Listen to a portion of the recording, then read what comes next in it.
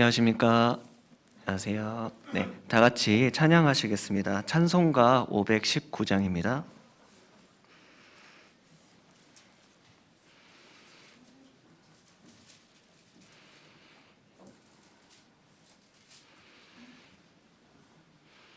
찬송가 519장입니다.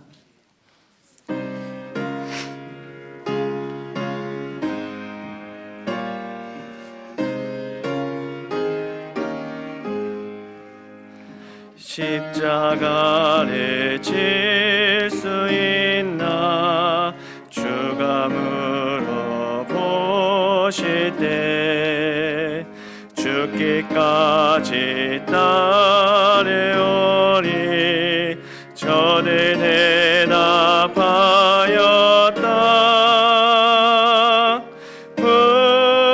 우리의 심령 주의 것이니 당신의 형상 만드소서. 주인도 따라 살아갈 동안 사랑과 충성을 바치오리다.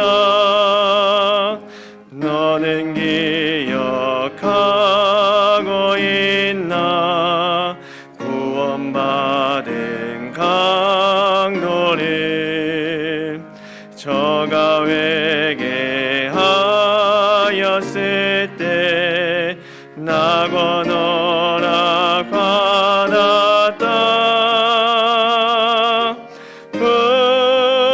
우리의 심령 주의 것이니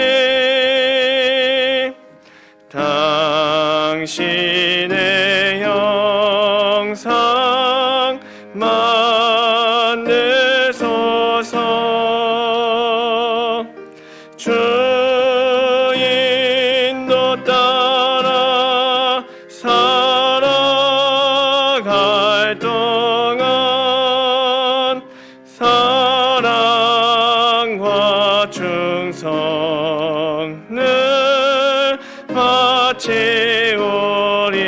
바치오리다. 주께 내 옷 맡기겠나 최후 승리 믿으며 걱정 근심 모든 그늘 너를 눌러 덮을 때 우리의 심령 주의 것이니 당신의 형상 만드소서. 주인도 따라 살아갈 동안 사랑과 충성을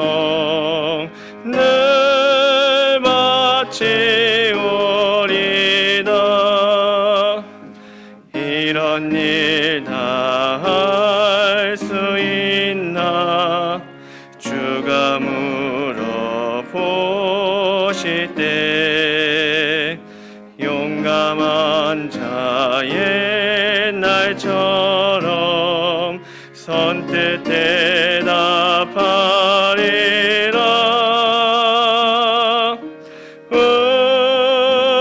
우리의 심령 주의 것이니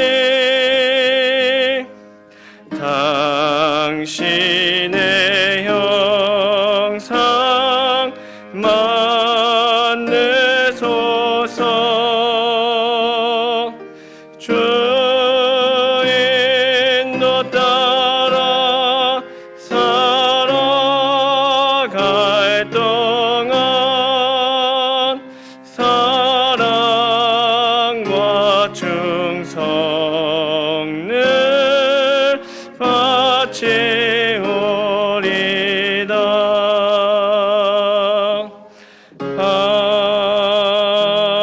아멘.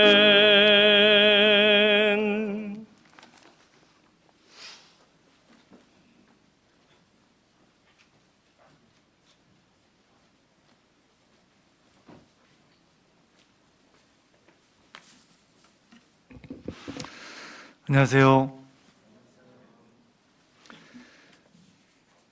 암송하시기 전에 우리 잠깐 돌아보시고 인사 먼저 나누는 시간 갖겠습니다.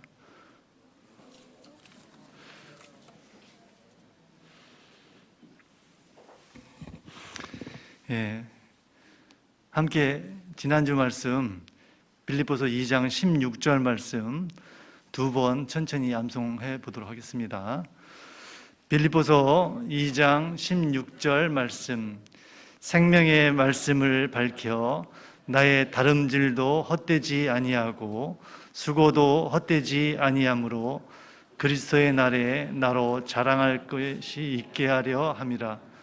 빌립보서 2장 16절 말씀, 생명의 말씀을 밝혀 나의 다름질도 헛되지 아니하고 수고도 헛되지 아니하므로 그리스도의 날에 나로 자랑할 것이 있게 하려 함이라. 빌립보서 2장 16절 말씀. 이번 주 말씀은 디모데후서 3장 16절로 17절 말씀입니다. 두 번 함께 암송하도록 하겠습니다. 디모데후서 3장 16절 17절 말씀. 모든 성경 하나님의 감동으로 된 것으로 교훈과 책망과 바르게 함과 의로 교육하기에 유익하니 이는 하나님의 사람으로 온전케 하며 모든 선한 일을 하기 온전케 하려 함이니라. 디모데후서 3장 16절 17절 말씀. 모든 성경은 하나님의 감동으로 된 것으로 교훈과 책망과 바르게 함과 의로 교육하기에 유익하니 이는 하나님의 사람으로 온전케 하며 모든 선한 일을 행하기에 온전케 하려 함이니라. 디모데후서 3장 16절로 17절 말씀. 다음 주 말씀은 베드로후서 3장 16절 말씀입니다. 소식지 참고하셔서 한번 함께 읽도록 하겠습니다. 베드로후서 3장 16절 말씀. 또 그 모든 편지에도 이런 일에 대해 말하였으되 그 중에 알기 어려운 것이 더러 있듯 무식한 자들과 굳세지 못한 자들이 다른 성경과 같이 그것도 억지로 풀다가 스스로 멸망에 이르느니라. 베드로후서 3장 16절 말씀. 감사합니다. 핸드폰 확인하셔서 말씀에 방해되지 않게 벨소리 주정 부탁드리겠습니다. 오늘 주일 말씀은 전현수 담임목사님께서 하나님의 말씀 대언해 주시겠습니다. 말씀에 앞서서 찬양대 찬송이 있겠습니다.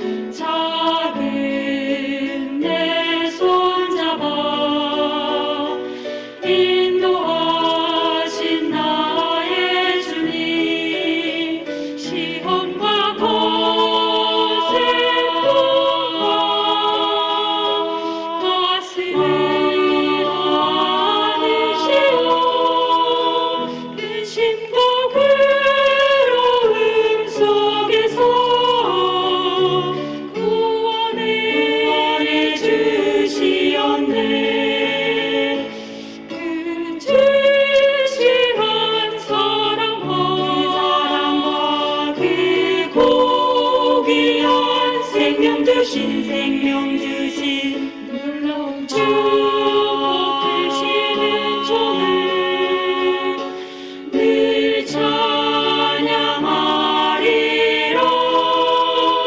오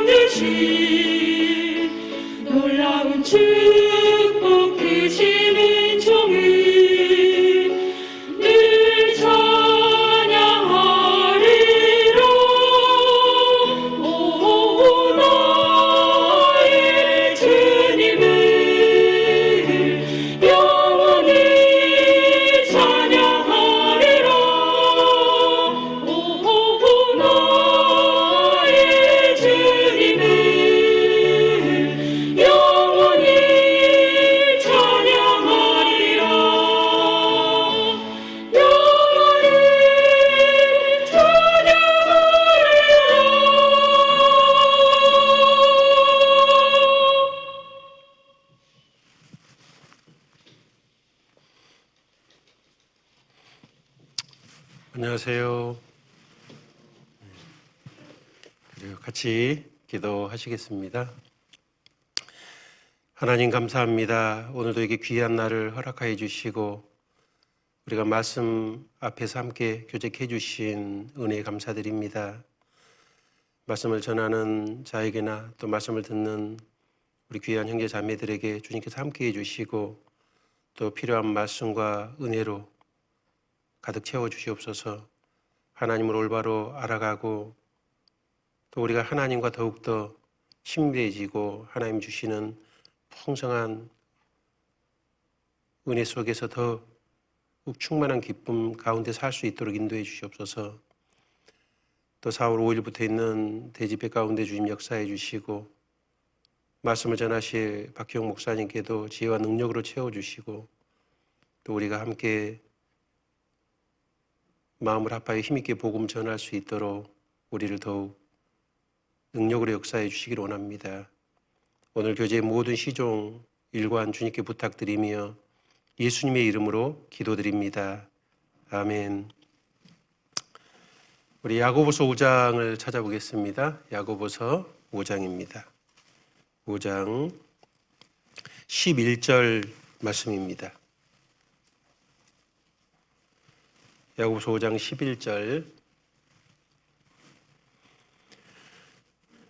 11절 같이 읽겠습니다.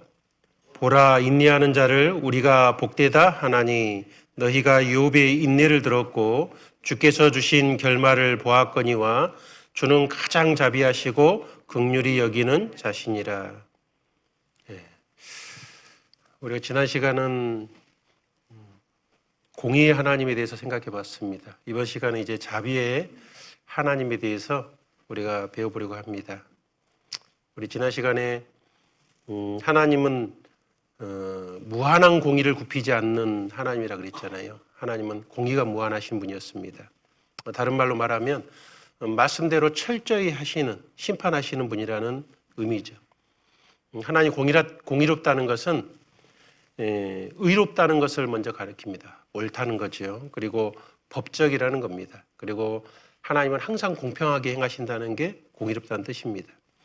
반대말로는 공평치 않은, 그리고 불공정한, 불의한, 이런 것이 이제 하나님의 공의와의 반대말입니다. 그런데 우리의 질문이 있었잖아요. 그 공의로우신 하나님이 왜 사악한 사람을 의롭다고 선언할 수 있는가? 그렇다면 어떻게 공의로울 수 있는 건가? 우리는 정신적으로 이렇게 이성적 혼돈이 생깁니다. 그런데 하나님의 속성은 부딪히지 않는다 그랬잖아요. 하나님의 마음 안에는 그게 문제가 없습니다. 왜냐하면 하나님의 그 율법으로 말미암아 우리는 다 지옥 갈 수밖에 없는 죄인이었지만은 바로 예수 그리스도의 십자가의 그 대속법에 의해서 우리는 모든 사람이 누구든지 믿기만 하면 천국할 수 있도록 해놓으신 겁니다. 십자가의 사랑은 무한한 사랑이고 전능한 능력이고 완전히 이루어진 죄를 완전히 용서하시는 그런 사랑이었습니다.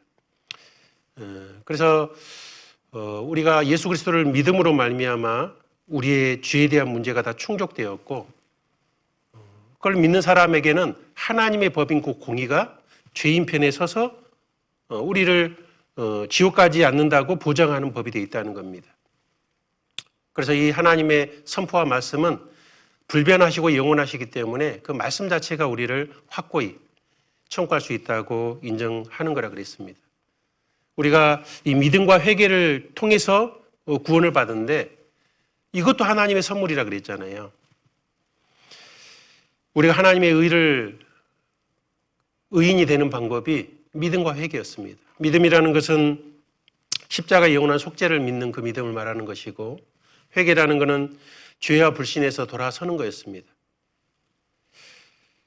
그런데 그것도 회개와 믿음이라는 것도 하나님께서 우리에게 먼저 주신 거라 그랬잖아요. 먼저 우리에게 그럴 수 있도록 모든 것을 열어두신 겁니다. 그래서 하나님께서 내가 마음이 변할 수 있도록 역사해 주시는 것을 하나님 편에서 하시는 일을 중생이라고 이렇게 표현을 했습니다. 그래서 하나님의 중생케 하시는 역사가 있고 우리는 우리의 마음을 바꿔주신 하나님의 그 마음에 받아들여서 우리가 그 의지적으로 그걸 받아들임으로 인해서 우리가 구원을 받게 되는 겁니다. 그래서 주님의 믿게 하고 회개케 하시는 것도 주님의 선물이고 또 우리가 구원을 받는 것도 하나님의 은혜의 선물이라 그랬습니다.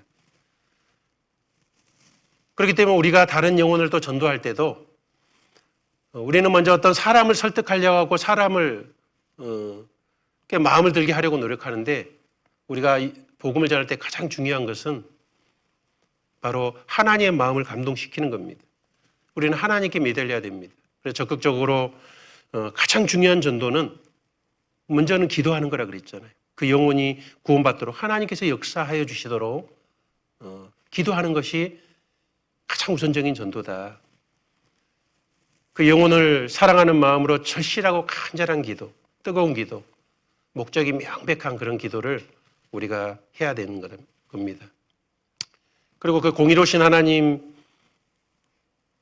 그 속성이 어떻게 성령을 통해서 우리 가운데 역사하시느냐. 항상 성령께서는 예수님의 십자가의 피를 지속적으로 일깨움을 통해서 하나님의 공의, 하나님의 의를 나타내십니다. 예수 그리스도의 의를.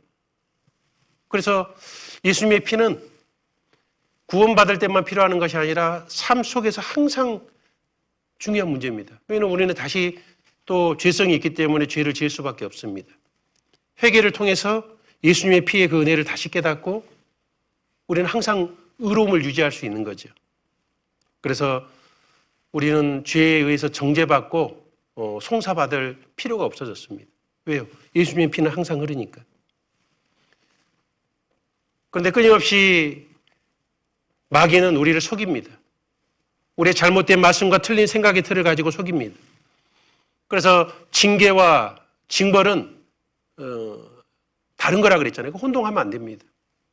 징계는 사랑 때문에 하나님이 해주시는 거고 그리스도인에게는 벌이 없습니다. 심판이 없습니다. 그런데 마치 하나님께 벌 받을 것처럼 우리가 범죄하더라도 징계는 있지만 벌은 없습니다. 징계라는 것은 사랑 때문에 돌이키라고 하는 거고 벌은 그 심판의 목적을 가지고 고통을 가하는 것을 목적으로 하는 거예요. 하나님께는 그런 게 없습니다. 그래서 우리는 어떤 죄를 지었을 때 벌 받는다고 생각하면 이제 후회를 하고 때로는 내가 벌 받아야 될 것처럼 생각하고 자기를 자학하고 그런데 그런 건 전혀 필요가 없다는 거예요. 우리가 죄를 지었을 때 우리는 회개하면 되는 겁니다. 돌이키면 되는 거죠. 반성과 자학을 혼동해서도 안 됩니다. 그리고 하나님이 공의롭다는 것은 죄인에게 공의롭게 행하는 건 뭐죠? 벌의 크기만큼 지옥에서 형벌의 크기가 달라지는 거죠. 그게 공의로우신 겁니다. 그리스도인에게 공의롭다는 것은 그리스도인에게는 상급의 심판이 있죠. 내가 일한 만큼 더 큰 영광으로 갚아주시는 것이 하나님의 공의로운 심판이라 그랬습니다. 그게 의로운 겁니다. 그리고 하나님께서 우리의 삶에 또 의를 행하시게 만드는데 가장 힘있게 의를 전하는 것이 바로 복음을 전하는 겁니다. 주님이 보시는 최고의 의는 복음을 전하는 겁니다. 예수님 앞에 가장 아름다운 의가 뭡니까? 죽었던 죄인이 살아나는 겁니다. 그래서 하나님 보시기에 가장 아름다운 일, 가장 선한 일, 의로운 일은 바로 영혼이 살아나는 겁니다. 그 복음을 전하는 것은 부득불 할 일이라 그랬지 않습니까? 그래서 우리 시대에 직접 이렇게 데려오는 것은 좀 어려움이 있습니다. 그러나 지금 이제 온라인을 통해서 하니까 배달은 쉽잖아요, 배달. 이번 집회 때 배달 많이 할 거예요, 안 할 거예요? 해야죠, 그죠? 몇 명씩 선정해 놓고 적어도 2-3명은 이렇게 전화 한 통 하고 그런 거를 내가 너무 주저해서는 안 됩니다. 그들에게 배달해 놓으면 그들이 마음이 있어서 누르기만 하면 말씀 들을 수 있잖아요. 우리가 사랑하는 사람들에게 과감하게 전하고 또 주님께 기도하고 매달리고 또 그들에게 부드럽게 전화를 통해서 권유하는 그건 우리가 당연히 해야 될 일입니다. 그래서 다 그렇게 계획하셔야 될 겁니다. 자, 오늘 우리 자비의 하나님, 우리 5장 11절 다시 보시겠습니다. 보라, 인내하는 자를 우리가 복되다 하나니 너희가 욥의 인내를 들었고 주께서 주신 결말을 보았거니와 주는 가장 자비하시고 긍휼히 여기시는 자신이라. 우리가 믿는 우리 아버지 하나님은 가장 자비하시고 긍휼히 여기시는 자라 그랬죠. 이게 가장 자비하다. 이게 헬라로 플리스 플랑크노스인데 매우 자비로운, 동정심이 많은, 매우 친절한 그런 의미입니다. 그러니까 가장 자비하다, 자비심이 흘러넘친다는 의미죠. 그리고 이 긍휼이라는 말 자체도 거의 같은 의미입니다. 헬라어로 오이크티르몬이라고 되어 있는데 동정심이 많은, 불쌍히 여기는, 가엾게 여기는 이런 뜻입니다. 하나님은 너무너무 친절하시고 동정심이 넘쳐 흐르시고 우리를 정말 불쌍히 여기시고 가엾게 여기시는 분이라는 겁니다. 그러니까 하나님의 자비는 그분이 소유한 그 무엇이 아닙니다. 이 자비도 하나님의 본질입니다. 만일 자비가 그분이 소유한 무엇이라면 그분이 계속 쓰다 보면은 다 소비되고 이루어지거나 할 수 있다고 추측해 볼 수 있습니다. 하나님의 자비는 무한하십니다. 그분은 자비롭기 때문에 자비롭지 않게 행할 수가 없습니다. 그럼 그분은 항상 우리를 불쌍히 여기시는 분입니다. 여기 특별히 보라, 인내하는 자를 우리가 복되다 하나니 너희가 욥의 인내를 들었고, 욥이 얼마나 심한 그런 고통을 당했습니까? 말할 수 없는 그런 어려움을 겪었습니다. 그런데 욥을 말씀하면서 욥의 인내를 보았고 그 인내 속에서 하나님이 마지막에 베풀어 주신 욥의 삶의 축복을 우리가 봤다는 겁니다. 그 속에서 하나님께서 얼마나 자비하신 분인지를, 긍휼히 여기시는 분인지를 잘 우리가 알 수 있다라고 말씀하고 있습니다. 욥은 엄청난 고난 속에서 하나님 고난을 당했기 때문에 그 고통 속에서 하나님이 정말 자기를 돌아보지 않는 것처럼, 마치 자기를 돕지 않는 것처럼, 무관심한 것처럼 생각이 들 때가 있었잖아요. 그래서 욥기 9장 11절에는 그가 내 앞으로 지나가시나 내가 보지 못하며 그가 내 옆으로 나가시나 내가 깨닫지 못하느니라. 주님이 나와 함께 하시고 동행한다는 것을 분명히 말씀을 통해서 알고 있는데도 불구하고 역사하신다고 하지만은 자기는 그걸 전혀 경험이 안 되고 내 삶에서 임재하신 하나님이 전혀 느껴지지 않는 겁니다. 왜요? 하나님의 인자하심과 자비로우심이 보이는 것이 아니라 말할 수 없는 그런 고통만을 보이는 겁니다. 하루아침에 그 많던 재산이 다 없어져 버리고 그 당일날 자기 10자식이 죽어버렸습니다. 우리 자식이 열이 있는 분은 현재 많지도 않지만은 하루아침에 자식이 열이 죽는 일도 거의 불가능합니다. 그런데 욥이라는 사람은 그런 상상하지 못할 일이 있었습니다. 여러분, 내 자식 한 사람만 죽어도요, 그 슬픔이 얼마나 클까요? 말할 수 없을 겁니다. 근데 하루아침에 완전 거지가 되고 10자식을 잃었습니다. 또 며칠 후에 머리끝부터 발끝까지 온몸에 악창에 들렸습니다. 끔찍한 몸이 됐습니다. 그래도 욥은 하나님을 에게 원망하지 않았잖아요. 그런데 문제는 부인이었죠. 하나님을 저주하고 죽으라 그러면서 나가버렸잖아요. 그래도 욥은 원망하지 않았습니다. 그 인내가 또 대단하죠. 근데 거기서 끝난 게 아니었습니다. 친구 셋이 이제 왔어요. 욥을 사랑하는 마음으로 와가지고 뭐 했죠? 몇 날 며칠이 됐는지 몇 달이 됐는지 같이 있으면서 끊임없이 네가 죄를 지어서 이런 해를 받은 것을 계속 정죄를 했습니다. 여러분, 누가 내 죄 지적하면 기분이 상쾌하죠? 예. 안 보고 싶잖아요. 도망가고 싶습니다. 그런데 그것도 한두 번 정죄하는 것이 아니라 욥기의 대부분의 내용이 뭡니까? 그 세 친구가 끊임없이 욥을 정죄하는 내용으로 가득 차 있잖아요. 그것을 다 견뎌냈습니다. 그런데 내가 욥의 인내를 들었는데 그것이 중요한 것이 아니고 하나님은 가장 자비하시고 너를 긍휼히 여기신 자시다. 왜 그럴까요? 고난밖에 안 보이는데 왜 가장 자비하시다고 말씀하실까요? 욥은 친구들의 충동 속에서 자기의 의를 드러냈습니다. 그러나 한쪽은 어땠겠죠? 정말 변명해도 그들은 그것을 전혀 인정하지 않았습니다. 그는 고통 속에서 그 마음이 더 하나님께 달려갔습니다. 욥은 더 하나님께 매달렸습니다. 그리고 또 뭘 깨달았죠? 자기가 의로우니까 인생이 잘 되는 것처럼 생각했을지도 몰라요. 욥은 철저하게 말씀에 순종하는 사람이었거든요.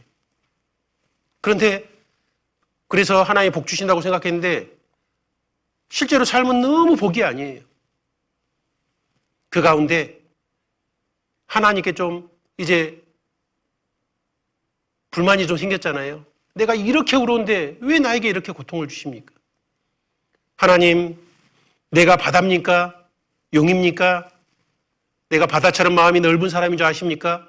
내가 용처럼 굉장한 능력이 있고 힘이 센 줄 아십니까? 막 울부짖었잖아요.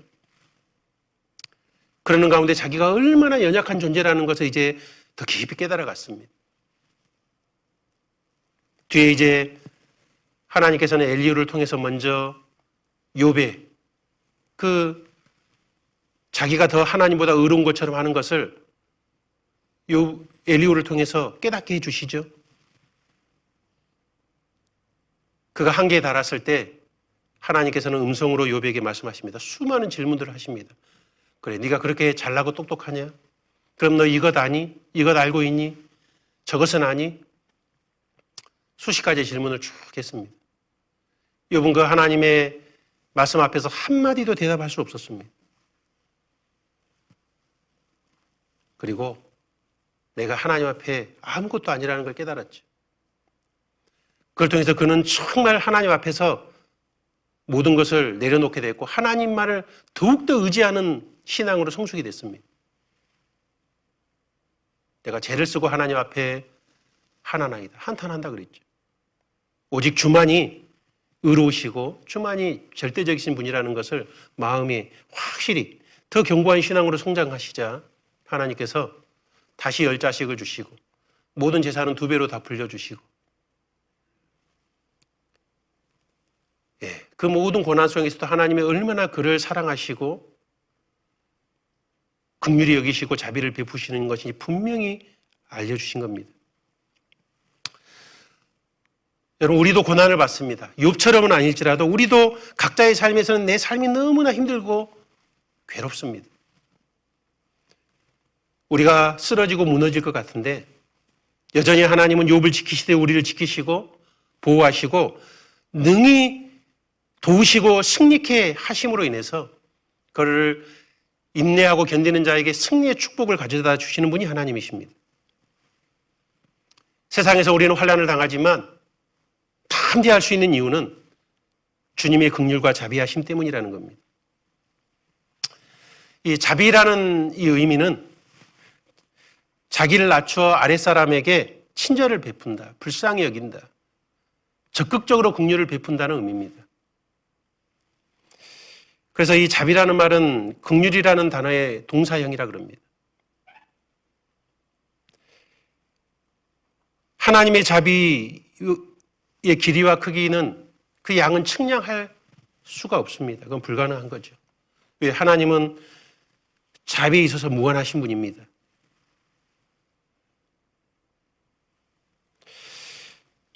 하나님의 선하심이 인간에게 어떻게 먼저 나타났냐면 인간의 죄와 고통에 이 자비가 먼저 나타난 겁니다. 하나님의 자비와 나와 제일 먼저 어떤 식으로 관련이 있느냐? 우리 베드로 후서를 찾아보겠습니다. 베드로 후서 베드로 후서 3장입니다. 3장 9절입니다. 9절 같이 읽겠습니다. 주의 약속은 어떤 이에 더디다고 생각하는 것 같이 더딘 것이 아니라 오직 너희를 대하여 오래 참으사 아무도 멸망치 않고 다 회개하게 이르기를 원하시느니라. 네. 하나님의 자비와 긍휼은 오래 참으사 아무도 멸망치 않고 다 회개하게 이르기를 원하시는. 욥이 인내했던 것처럼 주님도 우리의 죄에 대해서 인내하고 참고 계시죠. 오래 참고 있습니다. 그게 주님의 자비하심입니다. 하나님은 아무도 멸망치 않기를 원하십니다. 그래서 끊임없이 죄를 짓고 하나님께 반역을 행하고 원수로 행하던 우리를 하나님은 계속 불쌍히 여기셨습니다. 그래서 우리를 구원하시기 위해서 하나님의 그 자비가 예수님을 세상으로 보내시고 예수님을 십자가까지 이끌도록 역사하신 겁니다. 그것이 하나님의 자비입니다. 하나님의 자비가 없었다면 예수님이 인간의 몸을 입고 오시는 것도 없었을 일입니다. 구유에 나시는 일도 없었을 겁니다. 십자가에 달릴 일도 없었을 겁니다. 예수님의 무덤도 없었을 겁니다. 우리가 의롭다고 인정받는 칭의는 하나님의 자비와 하나님의 공의가 협력하여 만들어낸 겁니다. 아비가 자식을 불쌍히 여긴 같이 하나님께서 우리를 불쌍히 여기시는 것이 하나님의 자비입니다.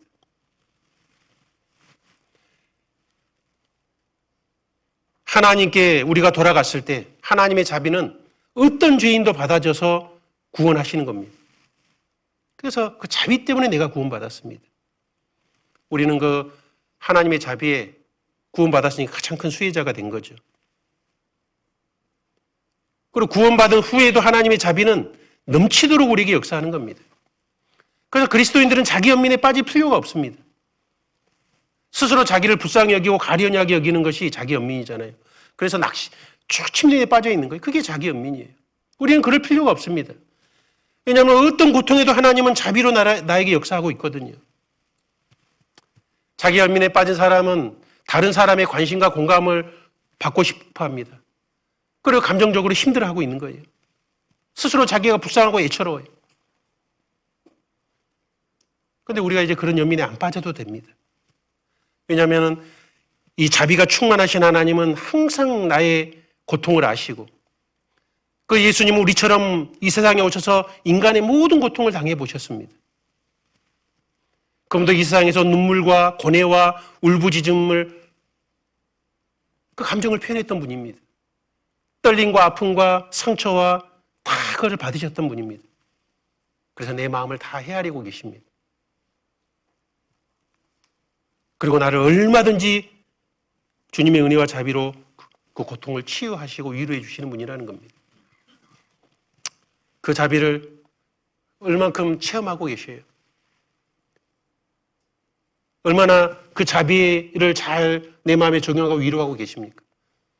하나님의 자비는 어떤 큰 바다보다 넓고 경계도 없고 끝도 없고 한이 없는 바닥이 없는 그런 자비입니다. 하나님은 그 자비로 현재도 나를 아름답게 변화시키고 역사하고 계시는 겁니다. 우리 에레미야 애가를 찾아보겠습니다. 에레미야 애가. 에레미야 애가 3장입니다. 3장.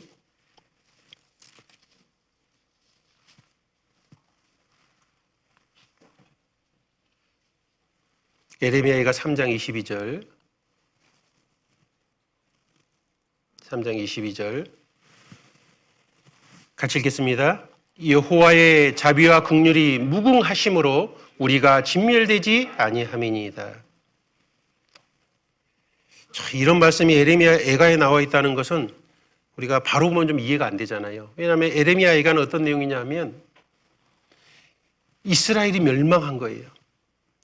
그리고 자기의 사랑하는 사람들이 전쟁으로 죽어가고 기아로 굶어 죽고 포로 잡혀가고 말할 수 없는 끔찍한 고난을 그는 받는 속에서 에레미야에게는 슬픔에 젖어서 울부짖는 내용이 에레미야 애가입니다. 그래서 애가가 뭐예요?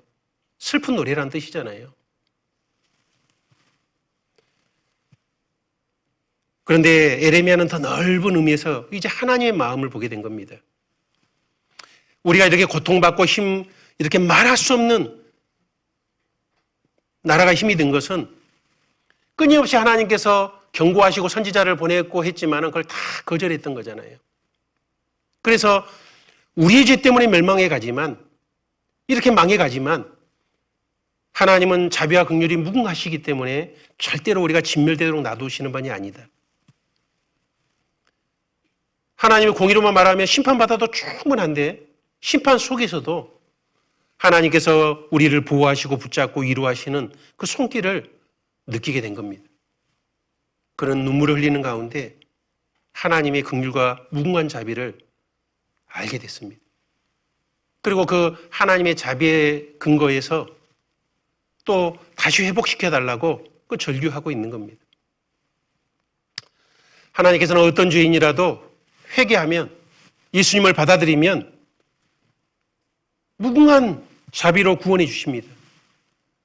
대표적인 예가 므낫세잖아요.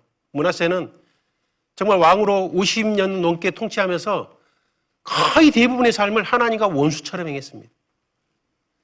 그 나라를 완전히 우상의 나라로 바꿔버렸습니다. 아니, 벌을 받아도 한참 받아야 될 므낫세가 말년에 막판에 회개를 하잖아요. 야, 너는 안 돼, 그래야 되는데 하나님께 므낫세를 구원해 주시잖아요. 그 하나님의 긍휼과 자비는 우리가 이해하기 어렵습니다. 십자가의 강도, 평생을 죄만 짓던 그 강도가 돌이키고 회개하자 하나님은 그를 불쌍히 여기셔서 천국으로 이끌어 들이십니다. 그것이 주님의 자비입니다. 호세아 11장도 찾아보시겠습니다. 호세아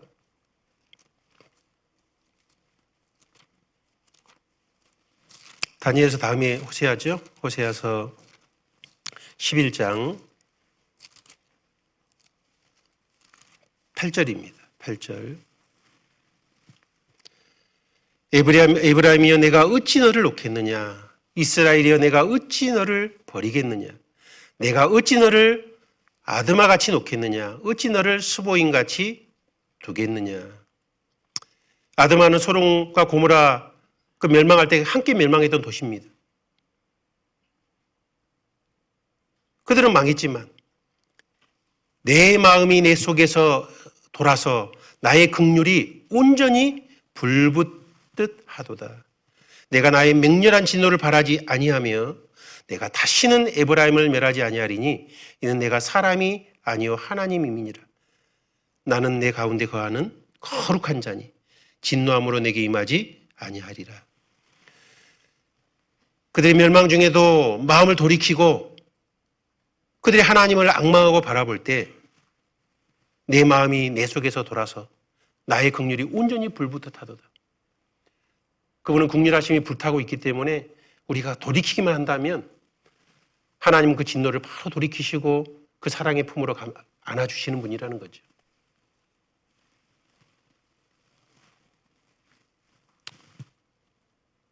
그래서 죄인이 회개하기만 하면 하나님은 무조건 구원해 주시고 또 구원받은 그리스도인들에게 우리가 마음을 열고 주님께 다가서고 요구하기만 하면 넘치도록 채워주시고 부어주시는 분입니다. 그것이 하나님의 자비입니다.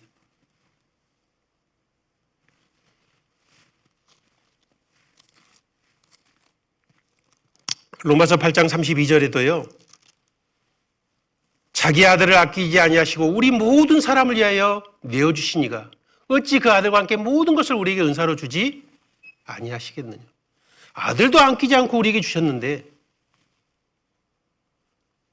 아들에게 주시라는 모든 은혜들을 네가 원한다면 왜 주지 않겠느냐. 그게 주님의 자비의 마음입니다. 하나님은 하나님의 모든 것들을 동원해서 우리에게 은혜를 주시고 우리의 인격을 변화시켜서 예수 그리스도의 형상을 담게 하시고 하나님의 모든 영광을 우리에게 주시고 싶으신 분입니다. 하나님은 낳고 끝나는 것이 아니라 우리를 가장 아름답게 길러가기를 원하시는 겁니다. 우리는 하나님의 무궁한 사랑을 받았습니다. 우리는 그 사랑에 감동되었기 때문에 우리도 이제 사랑을 줄 수 있는 사람이 된 겁니다. 현재도 우리가 하나님의 무궁한 사랑을 받고 있는 존재이기 때문에 우리도 이제 나에게 원수같이 행하는 사람을 용납할 수 있는 힘이 생길 수 있는 거죠. 베드로가 예수님께 물어봤잖아요. 7번 용서하리까? 아니, 7번씩 70번이라도 용서해라. 왜요? 하나님은 무궁한 사랑과 자비를 우리에게 부어주시는 분인 겁니다.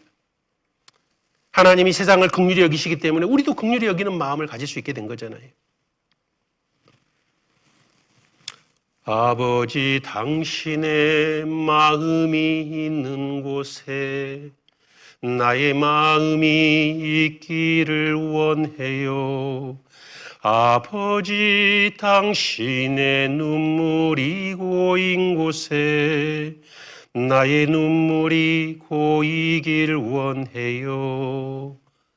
아버지, 당신이 바라보는 영혼에게 나의 두 눈이 향하길 원해요.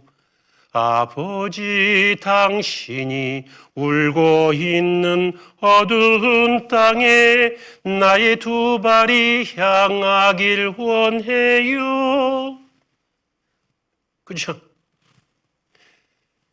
그 하나님의 놀라운 그 마음을 내가 받았기 때문에 그 하나님 마음이 있는 것에 내 마음도 있고 하나님의 눈물이 고인 그곳에 나도 눈물이 같이 고이는 거고 하나님 바라본 그 영혼을 불쌍히 여기는 그 모습이 나도 주님처럼 불쌍히 여기는 눈으로 바라볼 수 있게 된 겁니다.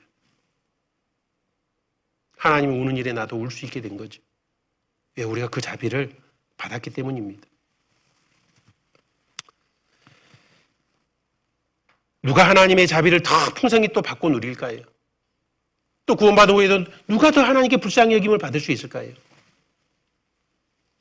잘 받고 계셔요? 하나님이 이렇게 자비를 우리에게 베푸시는데 내가 그걸 정말 내 삶 속에서 그 자비를 느끼고 부음을 받고 있냐 그거죠. 그러려면 더 나의 연약함을 비참함을 알고 하나님께 매달리는 자가 되는 겁니다. 하나님의 자비를 더 간절히 요구하는 사람이 불쌍히 여김을 받는다고 말씀하고 있습니다. 그리고 내가 죄가 있을 때 죄를 자복하고 그 죄를 버릴 때 불쌍히 여김을 받는다고 되어 있습니다. 자기 죄를 숨기는 자는 형통치 못하나 죄를 자복하고 버리는 자는 불쌍히 여김을 받는다 그랬잖아요. 나는 얼마나 그 주님의 자비를 느끼기 위해서 죄를 버리고 있습니다.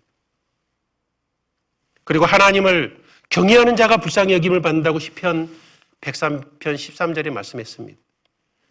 아비가 자식을 불쌍히 여긴 같이 여호와께서 자기를 경외하는 자를 불쌍히 여기신다 그랬잖아요. 내가 경외할수록 주님의 자비하심을 더 크게 깨달을 수 있도록 되어 있습니다.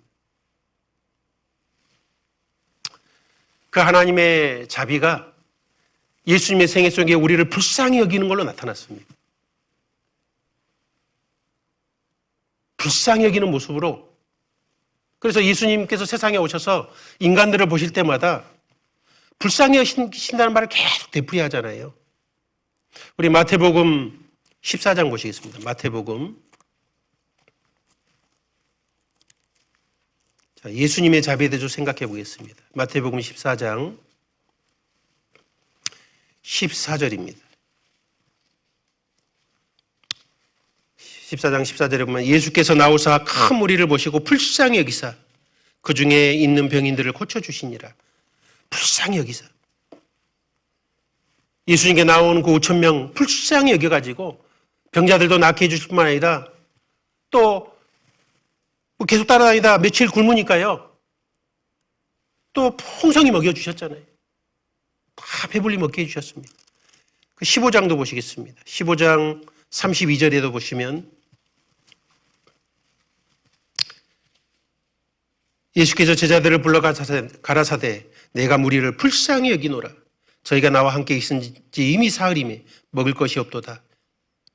길에서 기진할까 하여 굶겨 보내지 못하겠노라. 너무 불쌍해가지고요. 굶겨 보낼 수 없다.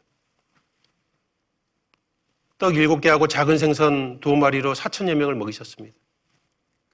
그 모든 가탕에는 예수님의 긍휼과 자비가 있었던 거죠. 예수님께서 육신의 떡을 주시는 것처럼 영혼을 구원하시려고 우리에게 생명의 떡을 주셨습니다. 그 이유가 긍휼과 자비 때문입니다. 누가복음 7장 13절에는 예수님이 과부를 보시고 불쌍히 여기사 울지 말라고 하시고 그 과부의 문제를 해결해 주셨잖아요.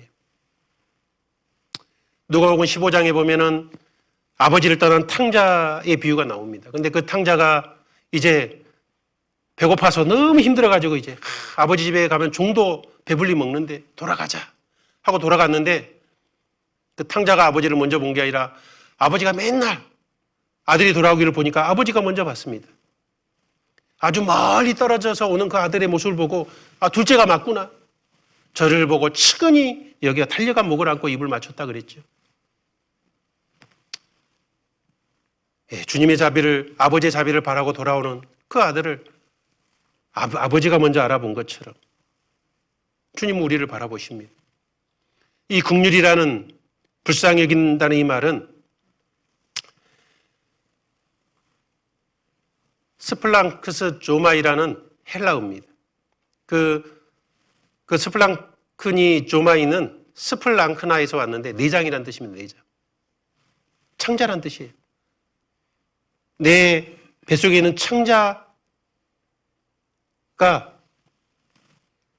그런 고통, 창자에서 나오는 그냥 가장 깊은 곳에 흘러나오는 격한 긍휼과 자비, 불붙는 사랑이라는 뜻을 가지고 있습니다. 그래서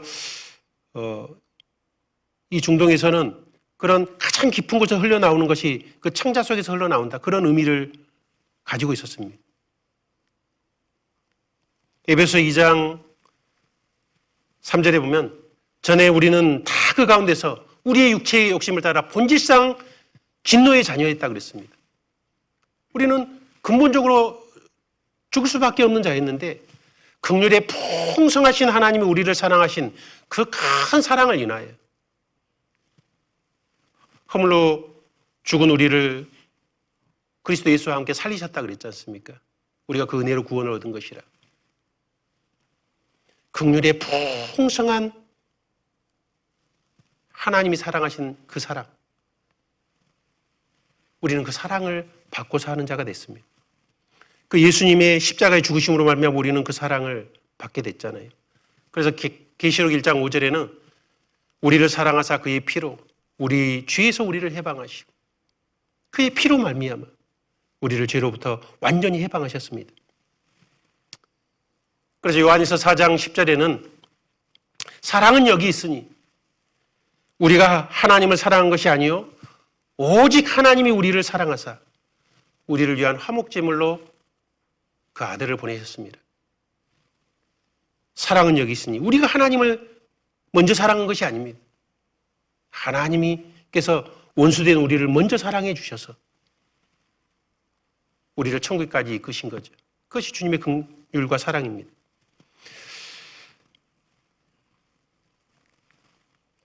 그 히브리어의 긍휼이라는 그 말은 히브리어 라함이라는 말에서 나왔습니다. 긍휼이라는 말이 히브리어로 라함이라. 그런데 그 말은 레헴이라는 말인데 그 레헴은 그 여인의 자궁을 의미합니다. 그래서 긍휼 하면은 자궁과 같은 이라는 의미를 가지고 있습니다. 긍휼이라는 것은 어머니가 자궁에서 태어난 자녀의 모든 것을 책임지고 보호하려고 하는 것처럼 주님은 스스로 모든 책임을 걸머쥐고 무조건적인 사랑을 가지고 우리를 주도적으로 돌보신다는 의미입니다. 그러니까 히브리어는 자궁이라는 뜻이고 헬라어는 창자라는 뜻이에요. 그러니까 깊은 내면에서 흘러나오는 정말 본능적인 말할 수 없는 불붙는 사랑의 표현이 바로 이 자비와 긍휼이라는 의미입니다. 그 주님이 우리를 항상 그렇게 보고 우리를 길러가고 계셔요. 그렇다면 우리도 이 세상 사람이나 내 주위에 있는 사람을 보는 가장 올바르고 아름다운 눈은 뭘까요? 우리도 그들을 긍휼의 마음으로, 불쌍히 여기는 마음으로 보는 겁니다. 우리의 신앙생활의 동기가 바로 긍휼과 자비가 돼야 됩니다. 왜요? 우리가 긍휼을 얻은 자 되었거든요. 베드로전서 2장 10절에는 너희가 전에는 백성이 아니더니 이제는 하나님의 백성이요 전에는 긍휼을 얻지 못하였더니 이제는 긍휼을 얻은 자니라. 우리는 긍휼을 얻은 자가 됐습니다. 그래서 구원받았습니다. 우리도 이제 긍휼을 가지고 사는 사람이 돼야 된다는 겁니다. 우리도 예수님을 닮아서 주님이 우리에게서 애끓는 그 마음으로 우리를 대하신 것처럼 우리도 한 영혼 한 영혼을 애끓는 마음으로 주님 품으로 인도하는 그 마음을 가져야 된다는 겁니다. 그것이 기본이 돼야 돼요. 여러분, 우리가 사랑에 바탕한 지식이 돼야 되고 사랑에 바탕한 믿음이 돼야 되고 사랑에 바탕한 봉사를 해야 되잖아요. 하나님의 자비하심과 긍휼에 바탕한 우리는 지식을 가지고 믿음과 봉사를 해야 됩니다. 그래서 교회 생활의 모든 바탕이 바로 이 불쌍히 여기는 마음이 돼야 됩니다. 한번 주위 한번 쳐다보세요. 한번 봐보세요. 불쌍해요? 불쌍해요? 안 불쌍하면 안 되는데. 주님은 우리를 그렇게 불쌍히 여겨주시는데 우리가 나와 함께하는 사랑하는 분들을 불쌍히 여기지 않는다면 어떡하겠어요? 우리는 서로를 불쌍히 여겨야 됩니다. 불쌍히 여기는 마음이 있어야지만 체휼할 수가 있는 겁니다. 베드로전서 3장 8절 9절에는 베드로 사도가 말씀했죠. 마지막으로 말하노니 유언처럼 말했습니다. 너희가 다 마음을 같이하여 체휼하며 형제를 사랑하며 불쌍히 여기며 겸손하며 불쌍히 여기며 우리가 같은 마음을 가지고 서로를 정말 불쌍히 여기는 마음을 가지고 살라고.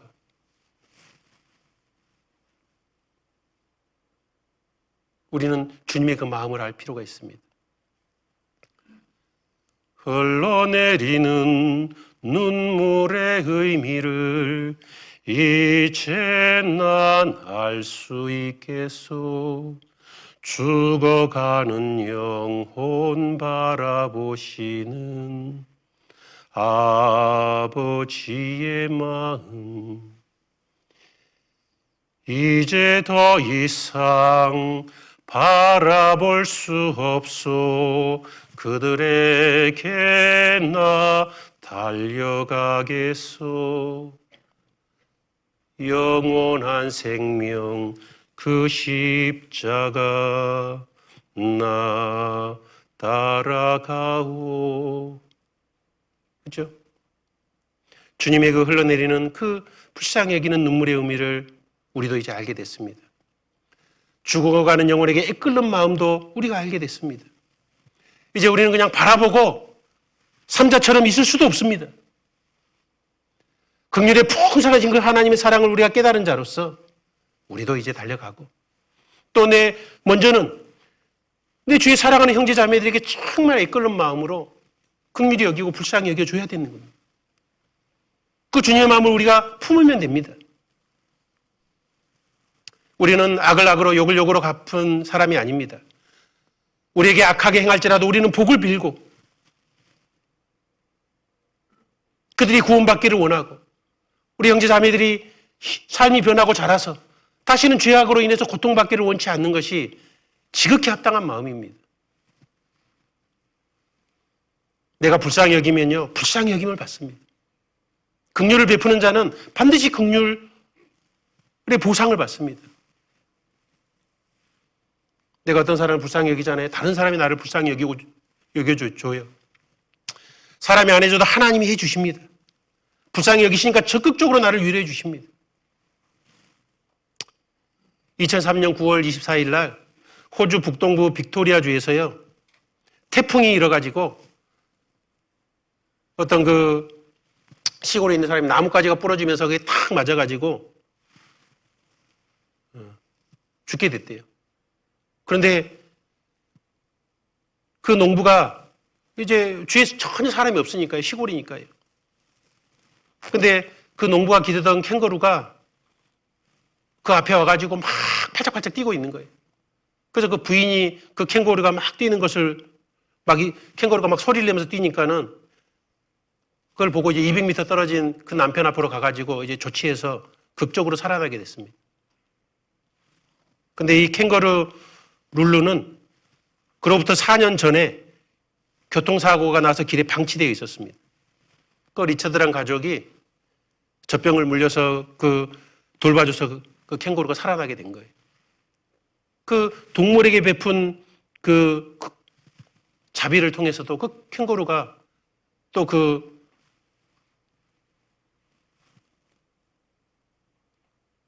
남편을 살려주잖아요. 하나님은 긍휼을 베푸는 자에게 반드시 긍휼로 돌려주십니다. 그러니까 우리는 정말 긍휼히 여기는 마음을 이렇게 마음에 품으려고 해야 됩니다. 성령께서도 이 긍휼의 마음을 더 품어서 우리가 살도록 만들어 가십니다.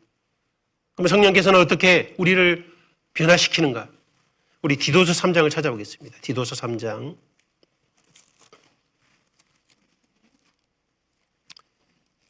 디도서, 디모데 후서, 디도 빌레몬이죠. 디도서 3장 5절입니다. 디도 3장 5절. 우리를 구원하시되 우리 행한 바 의로운 행위로 말미암지 아니하고 오직 그의 긍휼하심을 쫓아 중생의 씻음과 성령의 새롭게 하심으로 하셨나니. 우리를 구원할 때 우리의 의로운 행위로 말미암지 않았죠. 우리의 행위는 아무 가치가 없었습니다. 구원받는 데 있어서는. 오직 긍휼하심을 쫓아 중생의 씻음과 성령의 새롭게 하심으로 우리가 구원을 받았습니다. 주님의 긍휼이 성령께서 우리를 구원하시는 역사로 나타났습니다. 그리고 성령은 우리를 구원하게 하실 뿐만 아니라 다시 주님의 그 긍휼하심을 더 깊이 깨닫도록 하십니다. 그래서 갈라디아서 5장 22절에 보면 오직 성령의 열매는 오직 사랑과 화평과 오래 참음과 자비와 양선과 충성과 온유와 절제라 그랬죠.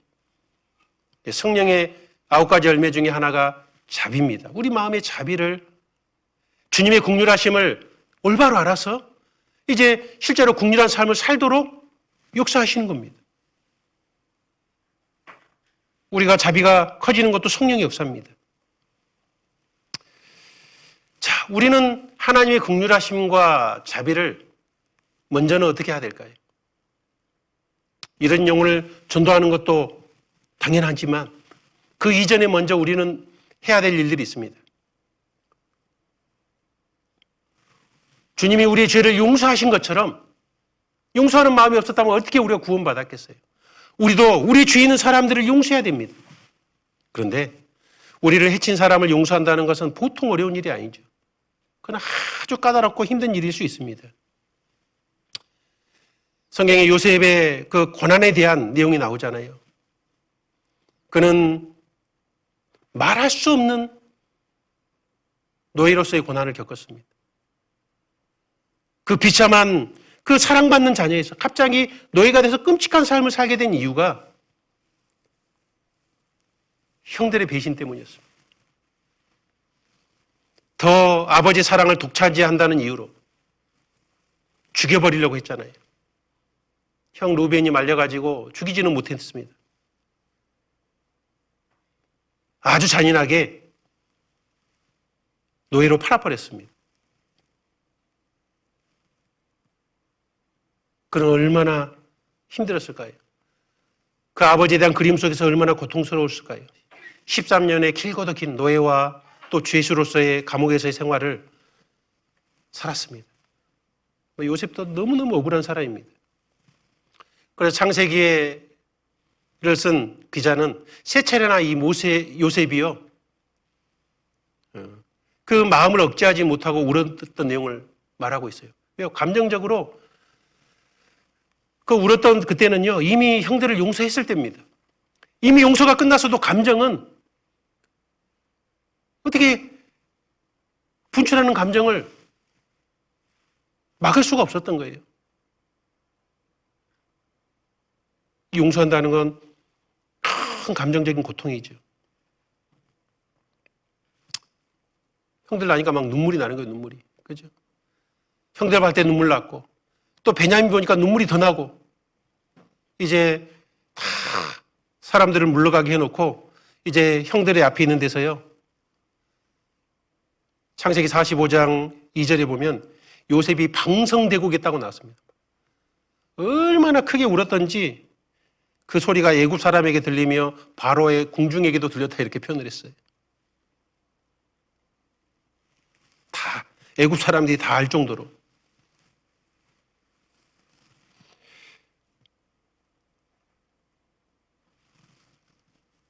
우리도 용서가 필요합니다. 그런데 용서 정말 잘하고 계세요? 나에게 원수처럼 행한 모든 사람을 다 용서했습니까?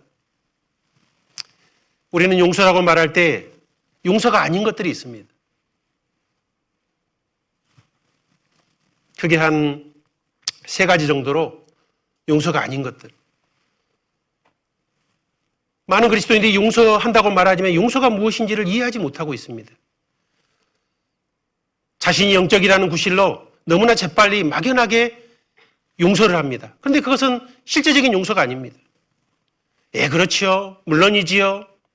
저는 다른 사람에게 무슨 짓을 하든지 다 용서하고 있어요. 그러나 실제는 용서를 못하고 있습니다. 그래서 먼저 용서가 아닌 것들을 알아야 돼요. 첫 번째는 잘못을 눈 감아주는 것은 용서가 아닙니다. 어떤 사람이 잘못했는데 그래 됐어. 나 잊어버렸어. 나 이제 그 일을 신경 쓰지 않을 거야. 그게 용서일까요? 아닙니다. 눈 감아줌으로써 문제를 해결하는 것이냐 꾸미는 것은 은폐하는 것이고 강구하는 것일 뿐입니다. 문제를 덮어둔 것뿐입니다. 그것은 우리의 마음의 치유를 가져다 주지 못합니다.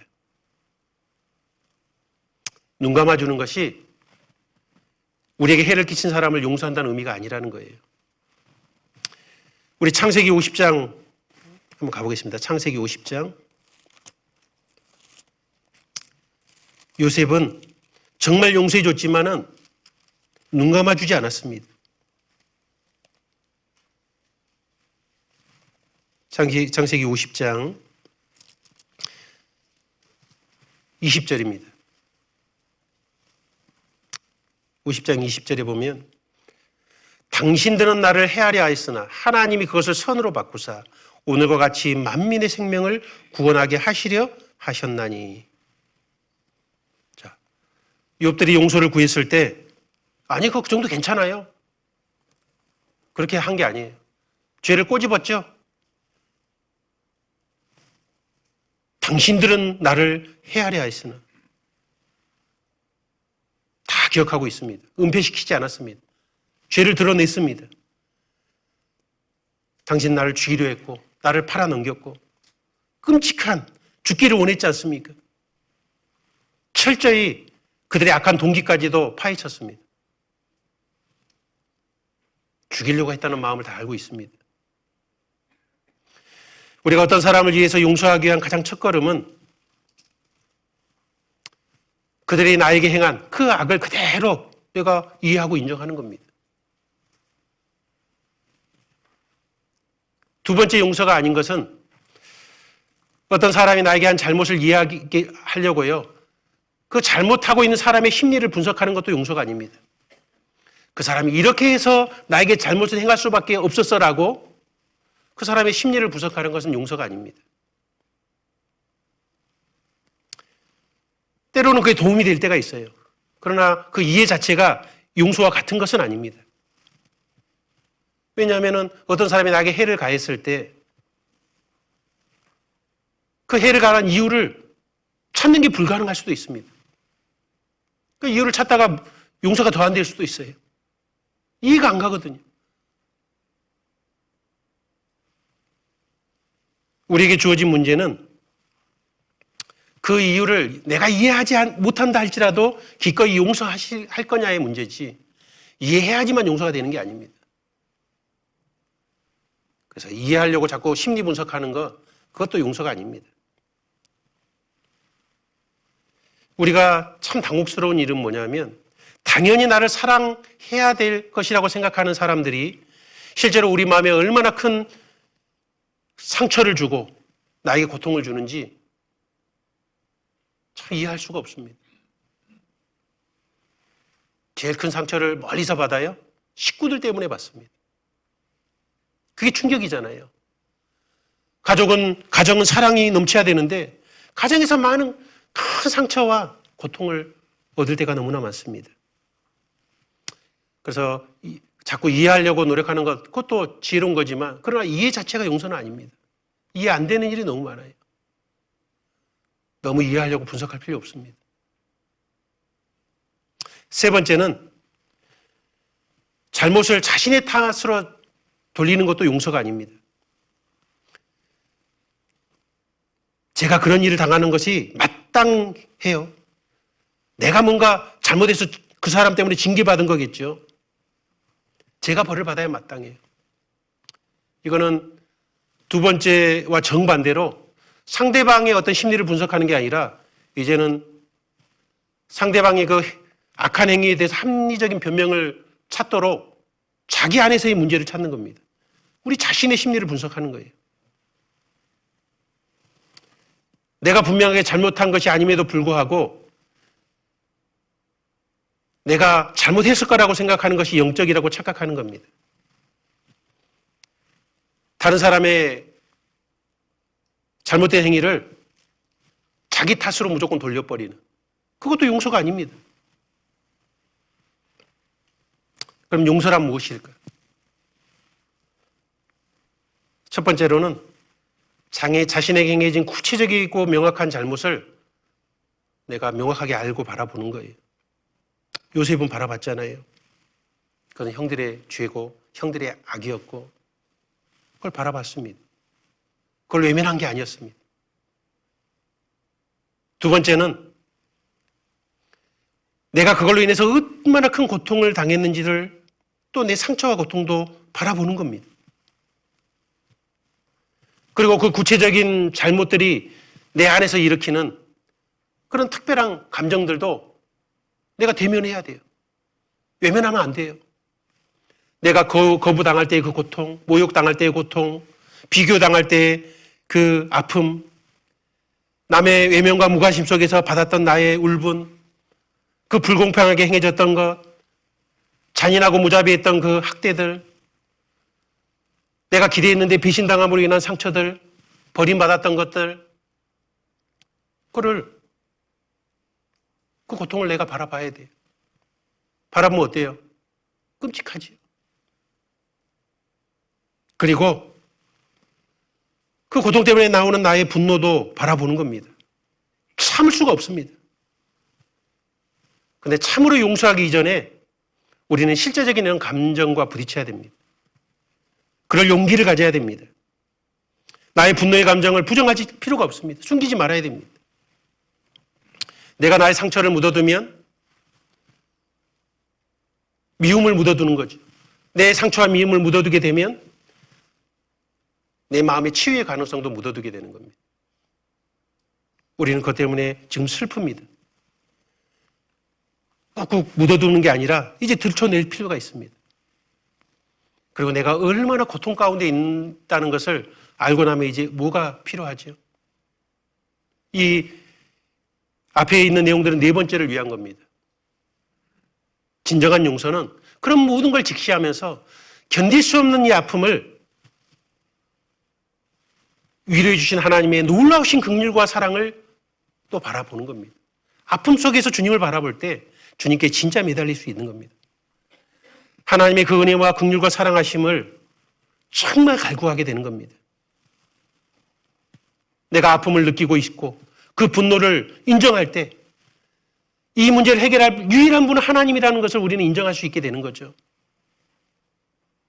주님의 십자가를 통하지 않고는 우리에게 진정한 용서는 없습니다. 온전한 치유도 없습니다.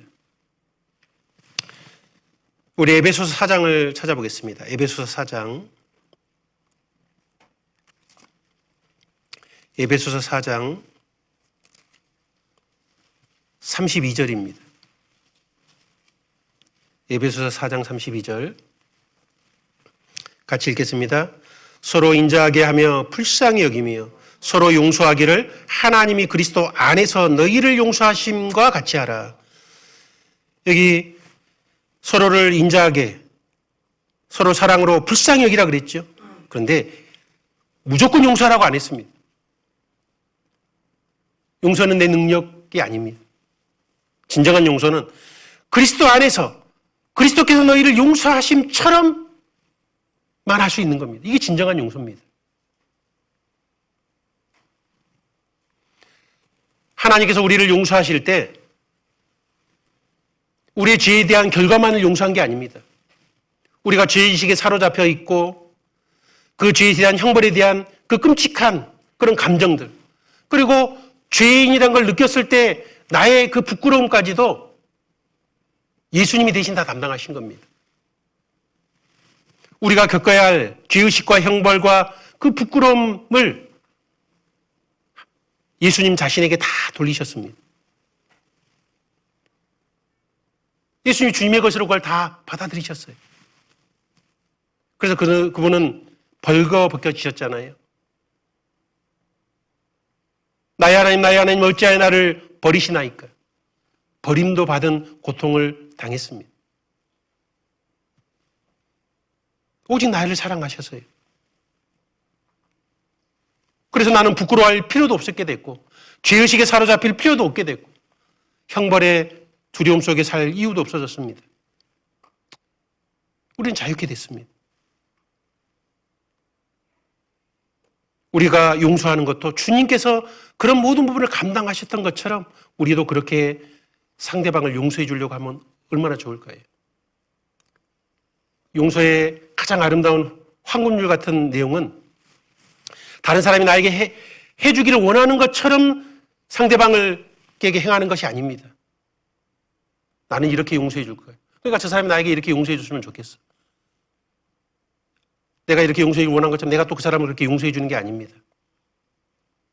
그건 거짓입니다. 하나님이 예수님 안에서 나에게 행해 주신 것처럼 내가 다른 사람에게 행해 주는 것이 그것이 진짜 용서입니다. 내 방식으로 다른 사람 용서해 주는 것은 용서한 것 같지만 용서가 아닙니다. 주님과 하나님이 나에게 해주신 것처럼 내가 용서하는 것이 그게 진짜 용서입니다. 하나님께서 우리에게 용서하시라고 하시는데 그것은 우리는 이런 착각을 해요. 내가 어떤 사람을 용서해 주면 그 용서가 상대방을 위한 거라고 착각해요. 아닙니다. 용서는 철저하게 나를 위한 겁니다. 용서해야 될 세 가지 이유가 있는데 그거 좀 생각해 보겠습니다. 첫 번째는 용서는 하나님과의 교제를 위해서 꼭 해야 됩니다. 용서치 않으면 내가 하나님과 교제가 끝나버리는 거예요. 단절되는 겁니다. 두 번째는 용서는 내가 사람을 정죄하는 그 재판하려고 하는 것을 하나님께 넘겨드리는 겁니다. 하나님이 재판해 주세요. 그것이 용서의 의미입니다. 세 번째 용서의 의미는 내가 용서치 못할 때 내가 그 용서치 못함으로 인해서 미움의 틀에 감금이 되는 겁니다. 내가 마음의 옥에 갇히게 되는 거예요. 용서는 상대방을 고통스럽게 하는 것이 아니라 나를 가장 끔찍하고 고통스럽게 만드는 거라는 걸 알 필요가 있습니다. 자, 용서는 나를 위한 겁니다. 상대방과 아무 상관없어요. 여러분, 내가 어떤 사람이 나에게 막 해를 가했어요. 그러고 내가 나중에 이제 그것 때문에 미워가지고 막 그 사람에 대해서 막 미워하고 있어요. 그러면 그 사람이 괴로워요? 그 사람 괴로워요? 잠 잘 자요? 예? 잘 자요. 내가 미워하는지 아는지도 아직 잘 몰라. 내가 미워한다고 해서 그 사람에게 해가 되는 거 하나도 없습니다. 물론 내가 막 복수하려고 칼 들고 따라다니면 모르겠지만은 우린 그럴 수가 없잖아요. 상대를 위한 것이라고 착각하지 마십시오. 용서는 하나님께서 나에게 누구를 용서하라는 것은 오직 나를 위한 겁니다. 왜요? 내가 용서치 않고 미움을 품고 살아가면 내 마음이 지옥입니다. 지옥인 거는 둘째치고 하나님과 교제가 끝입니다. 요한 1장에 보면은 하나님은 예수님과 교회인 우리와 함께 사귐을 기를 원한다고 되어 있습니다. 1장 3절에 되어 있죠.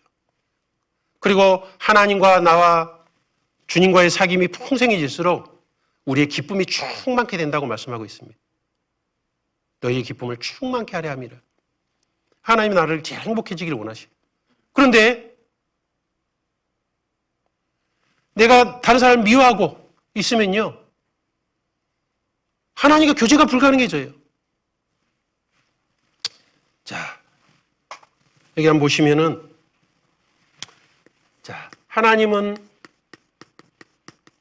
빛이시라 그랬습니다. 그래, 너희가 빛의 자녀처럼 행하라 그랬어요. 하나님이 빛이신데 하나님과 교제가 되려면 나도 빛이어야 됩니다.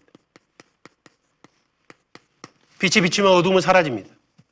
그래, 내가 누구를 용서치 못하고 미움을 가득 품고 있으면 내 마음은 어둠이 됩니다.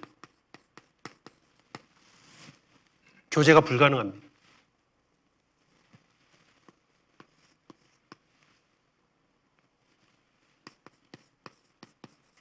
용서가 없다면 하나님과 교제는 끝입니다.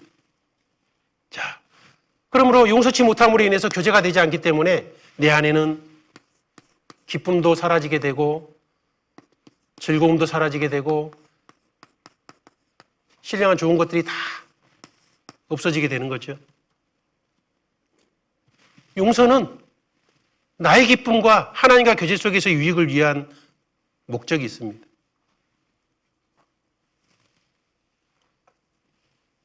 이것이 가장 심각한 문제입니다. 용서치 못하는 나의. 우리 요한일서 2장을 찾아보겠습니다. 요한일서 2장.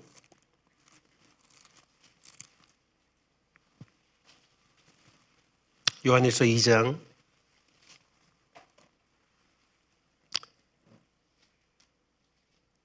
2장 9절에 보시면 빛 가운데 있다 하며 그 형제를 미워하는 자는 지금까지 어둠 가운데 있는 자요. 그 형제를 사랑하는 자는 빛 가운데 가여 자기 속에 거리낌이 없으나 11절 그 형제를 미워하는 자는 어둠 가운데 있고 또 어둠 가운데 행하며 갈 곳을 알지 못하나니 이는 어둠이 그의 눈을 멀게 하였습니다. 신령한 눈, 하나님을 보는 눈, 마음 눈이 그 미워하는 것 때문에 어두워져 버렸습니다. 어둠이기 때문에 하나님과 사귐이 없습니다. 요한일서 1장 6절에 보시면 만일 우리가 하나님과 사귐이 있다 하고 어두운 가운데 행하면 거짓말을 하고 진리를 행치 아니함이거니와. 형제를 미워하고 있다면 사귐이 있다고 말하는 게 거짓말이라는 겁니다. 속이는 겁니다. 자신을 스스로 자신이 속이는 겁니다. 용서는 철저히 나를 위한 겁니다. 예수님께서 용서에 두신 그 말씀과 무게는 우리에게 거의 충격적인 내용입니다. 이 용서의 문제에 대해서는 주님은 전혀 선택의 여지를 남겨두지 않고 있습니다. 주기도문에 보면 마태복음 6장 12절에 우리가 우리에게 죄 지은 자를 사해 준 것 같이 우리 죄를 사하여 주옵시고, 우리가 죄 지은 자를 사해 주지 않으면 주님은 우리의 죄를 사해 주지 않는데요. 내가 용서치 않으면 주님도 나를 용서치 않는다는 내용이죠.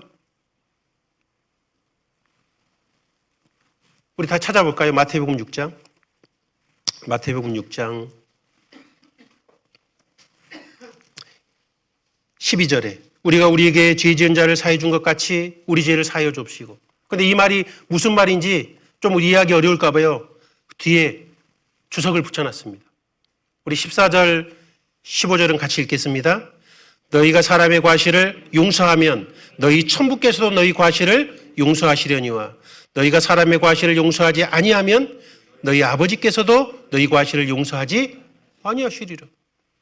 이게 구원 안 받은 사람한테 하는 내용이 아니죠. 우리에게 하는 말씀입니다. 아버지라고 부를 수 있는 이 주기도문은 정말 그리스도인이 할 수 있는 기도입니다. 구원받지 않은 사람이 이런 기도를 어떻게 하겠어요? 우리가 하는 건데요. 우리가 과실을 용서하면 하나님 또 우리를 용서해 주시고, 우리가 과실을 용서 안 하면 하나님도 우리의 과실을 용서 안 해 주신답니다. 이게 무슨 말이에요?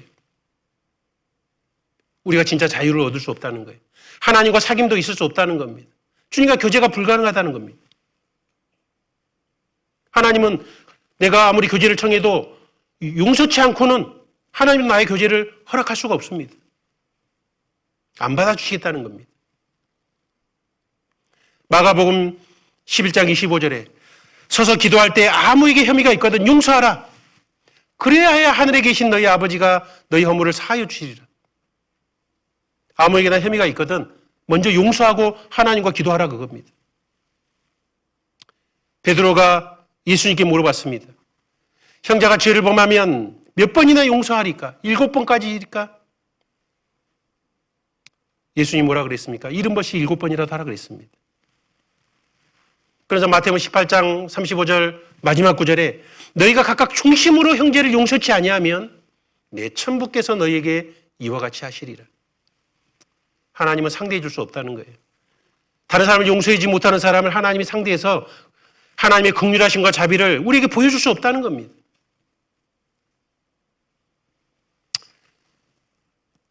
누가복음 6장 37절에는 용서하라. 그리하면 너희가 용서를 받을 것이요. 용서치 아니하면 주님의 용서의 은혜, 자비하심과 긍휼의 용서를 체험치 못한다는 겁니다. 예수님은 다른 사람을 용서하는 것이 하나님께서 우리를 용서하는 것과 아주 직결되게 딱 연관을 시켜놨습니다.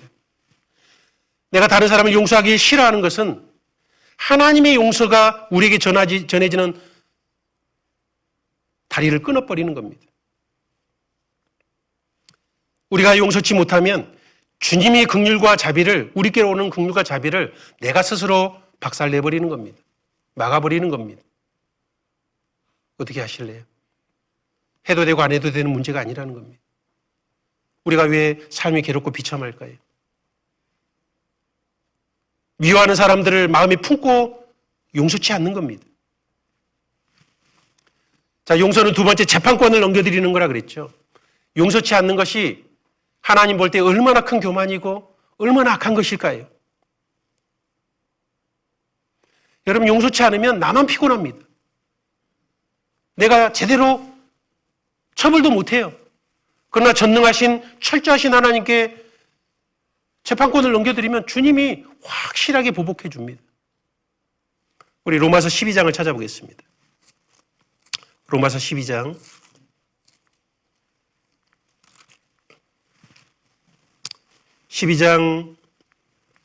19절입니다.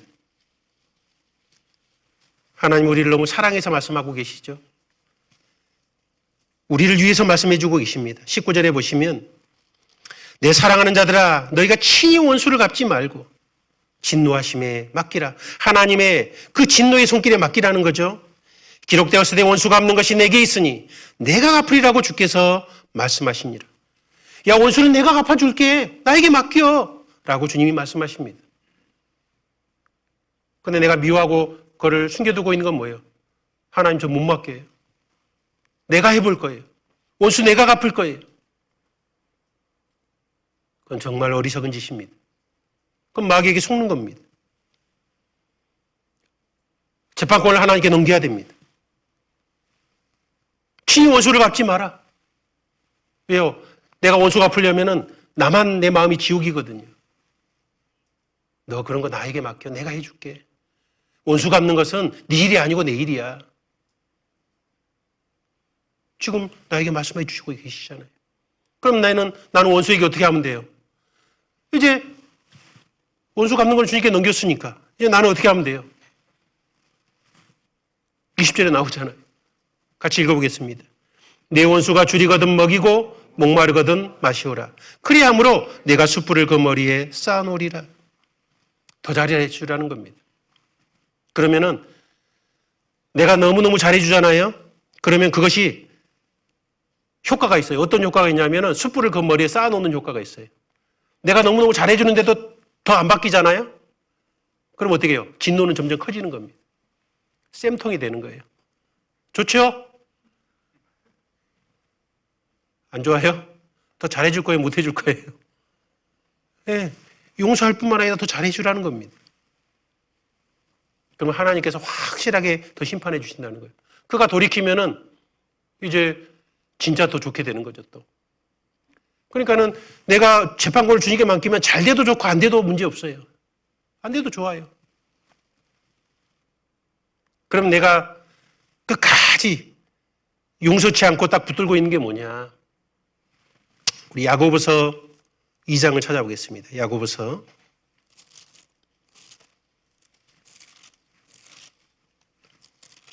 야고보서 4장입니다. 4장. 야고보서 4장.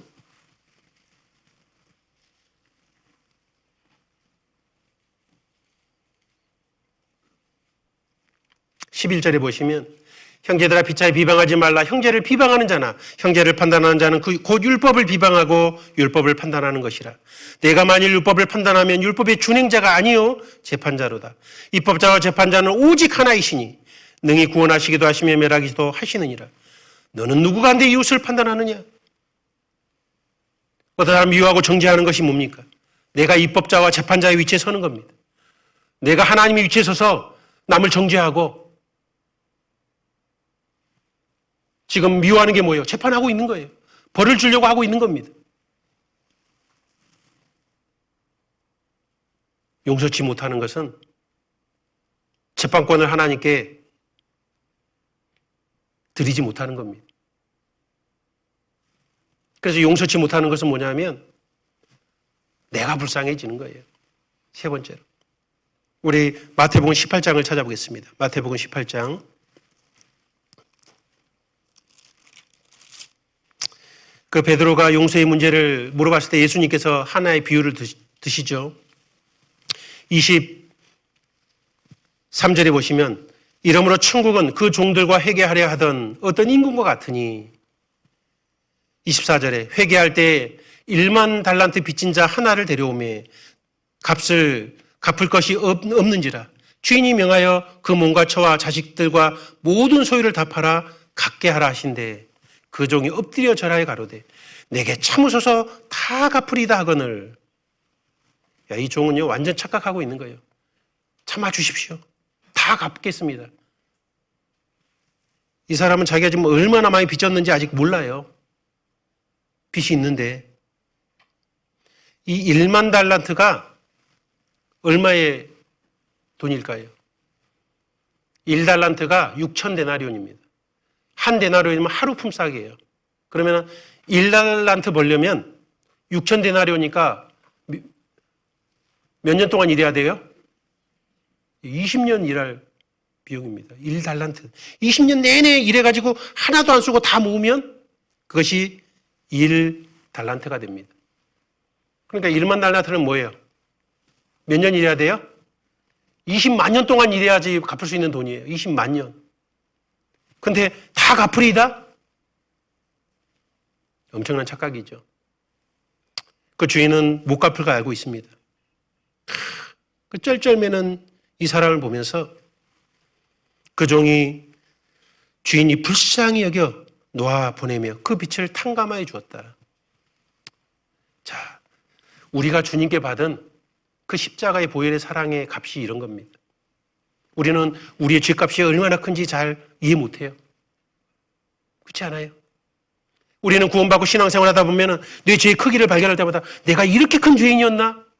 그러면 십자가의 사랑이 너무너무 큰 거를 그렇게 자꾸 깨달아가잖아요.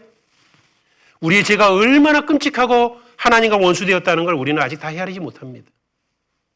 그런데 어쨌든 상상할 수 없는 빛을 갚아주셨어요. 그런데 이 사람은 얼마나 큰 은혜를 입은 것인지 아직도 해주었는데 그것도 깨닫지 못해요. 왜요? 28절에 보면 그 종이 나가서 제게 100데나리온 빚진 동관 하나를 만났습니다. 100데나리온은 100일 일할 품삯이죠. 하루에 10만이라고 생각하면 1000만 원입니다. 1000만 원. 100데나리온. 적은 돈이 아니라 큰 돈입니다. 1000만 원이면. 그런데 그 동관 목을 붙잡고 돈 내놓으라 그러는 거예요. 그 동관이 빚을 갚겠다 하니까 뭐라 그래요? 감옥에 집어넣어 버립니다. 너 지금 못 갚죠. 지금 당장 갚아. 아니 참아주세요. 내가 벌어서 갚을게요. 아니 너 지금 안 갚으면은 해결 못 해줘. 감옥에 집어넣어 버렸어요. 그 주위에 있는 사람들이 그걸 보고 너무 황당했습니다. 심히 민망했다 그랬죠. 너무너무 악한 종이잖아요. 그래서 그 주인에게 일러 바치니까 그 주인이 뭐라 그랬어요? 그 주인이 그 사람을 붙잡아가지고 감옥에 또 집어넣어 버렸습니다. 자, 그 말씀 보실까요? 32절에 이에 주인이 저를 불러다가 말하되 악한 종아 내가 그렇게 빌기에 정말 용서를 구하기에 내가 내 빛을 전부 탕감하여 주었거늘 내가 너를 불쌍히 여긴과 같이 너도 내 동관을 불쌍히 여김이 마땅치 아니하냐 하고 주인이 노하여 그 빛을 다 갚도록 저로 옥졸들에게 붙이니라. 감옥에 집어넣어서 못 나오게 딱 붙여버렸죠.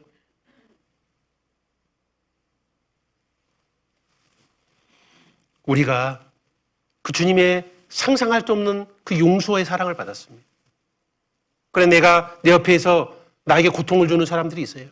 빚진 자죠. 1,000만 원의 빚, 큰 빚입니다. 어떤 사람에게는 100만 원의 빚 같은 고통, 어떤 사람에게는 1억 같은 고통도 있어요. 그러나 주님이 우리에게 주신 용서의 은혜에 비하면 세 발의 피입니다. 그 주님의 엄청난 사랑을 내가 조금이라도 좀 깨달았다면 우리는 당연히 불쌍히 여겨야 된다고 말씀하시는 겁니다. 나는 주님의 은혜와 사랑을 얼마나 크게 깨닫고 있습니까? 그 크기가 크다면 용서하는 것은 너무너무 어려운 일만은 결코 아닐 겁니다. 35절 같이 읽어보겠습니다. 너희가 각각 중심으로 형제를 용서하지 아니하면 내 천부께서 너희에게 이와 같이 하시리라. 감옥에 집어넣는다는 거죠. 여러분 우리가 용서 안 하면 무슨 감옥에 집어들어가 있는 겁니까? 무수한 감정의 옥에 갇혀 있는 겁니다. 미움이라는 옥에 갇혀서 주님의 사랑과 은혜를 전혀 이해하지 못하게 되는 거예요. 왜 나 혼자 고통받습니까? 용서치 못함으로 인해서 나만 죽을 지경이 되는 겁니다. 나를 스스로 끔찍하고 비참하게 만드는 겁니다. 그러나 내가 용서하고 나면 복수심의 고통에서 해방되고 하나님과의 친밀한 교제가 이제 이루어지고 교제가 되는 가운데 주님이 주시는 충만한 기쁨을 이제 누릴 수 있게 되고 수많은 감정들에 붙잡혀서 헤아릴 수 없는 아픔 속에서 삶을 유지하며 살아갈 이유가 없게 되는 겁니다. 어떻게 하실래요? 우리는 자비하시고 긍휼하신 하나님을 더 알아야 됩니다. 그 자비의 하나님, 긍휼의 하사심의 그 엄청난 사랑을 우리가 더 많이 깨달으려고 하나님께 요구해야 됩니다. 그리고 그런 받는 체험을 더 많이 해야 됩니다. 그래야 할 때만 우리도 불쌍히 여길 수 있는 힘이 있죠. 예수님께서 팔복을 말씀하실 때 긍휼히 여기는 자는 복이 있나니 저희가 긍휼히 여김을 받을 것이요. 우리가 이제 마음을 바꿔서 용서하고 불쌍히 여기고 긍휼히 여기면 주님의 긍휼을 먼저 받습니다. 주님의 무한한 그런 은사와 은혜들을 내가 활짝 길을 여는 거예요. 잠언 19장 17절에 가난한 자를 불쌍히 여기는 것은 여호와께 꾸이는 것이니 그 선행을 갚아주시리라. 내가 불쌍히 다른 분들을 여겨주면 하나님께 꾸어주는 거라고 되어 있습니다. 야, 주님한테도요, 주님을 빚지게도 만들 수 있다니까요. 그렇잖아요. 주님이 안 갚을 수 없도록 만들 수 있는 겁니다. 내가 선행을 베풀면 주님은 나에게 선을 베푸십니다. 다른 사람이 다 통로가 막혔어도 주님의 사랑과 위로는 넘쳐 흐를 수 있는 거예요. 내가 긍휼히 여길 때 그런 겁니다. 여러분, 우리 구원받은 그리스도인들, 내 주위에 있는 형제 자매들이 어떻게 살고 있나요? 우리 그리스도인들은 매일 마귀와 싸워야 됩니다. 또 마귀에게 속은 많은 걸 가지고 많은 상처를 가지고 살고 있습니다. 때로는 더 악한 모습을 가지고 있는 형제 자매들일수록 더 많이 마귀에게 속고 있는 겁니다. 더 많은 울분과 상처를 가지고 살아가는 겁니다. 또 내 육신의 정욕과도 또 싸우고 있어야 되잖아요. 내 게으름과도 싸우고 나의 연약함과도 싸우고 수많은 나의 악의 기질과도 우리는 끊임없이 매일 싸워야 됩니다. 그뿐만이 아니라 세상과도 또 싸워야 됩니다. 먹고 사는 게 얼마나 힘듭니까? 매일매일 살기 위해서 열심히 또 벌어야 됩니다. 또 그 안에서 비난받고 무시당하고 복음을 전하다 보면 또 핍박도 있고 많은 공격을 당하고 있습니다. 그뿐만 아니라 질병과의 싸움도 있고 아픈 데도 많잖아요. 많은 풀리지 않는 또 의문들 속에서 싸워갑니다. 가족 간의 갈등도 있고 부부 간의 갈등도 있고 고부 간의 갈등도 있고 자녀들 간의 갈등도 있고 우리 인생은 고난의 종합 세트입니다. 우리가 다 그런 고통을 함께 받고 있잖아요. 그런데 우리 자신을 보면 너무나 연약합니다. 너무 부족합니다. 여러분, 우리 각자 자신을 봐도 너무 불쌍하지 않아요? 전 제가 봐도 저희가 불쌍해요. 그렇잖아요. 근데 형제 자매들 보면 더 불쌍해요. 왜? 더 많은 고난을 받고 있거든. 말씀 안에 하나님의 기쁨을 느끼지 못하는 사람은 더 불쌍하잖아요.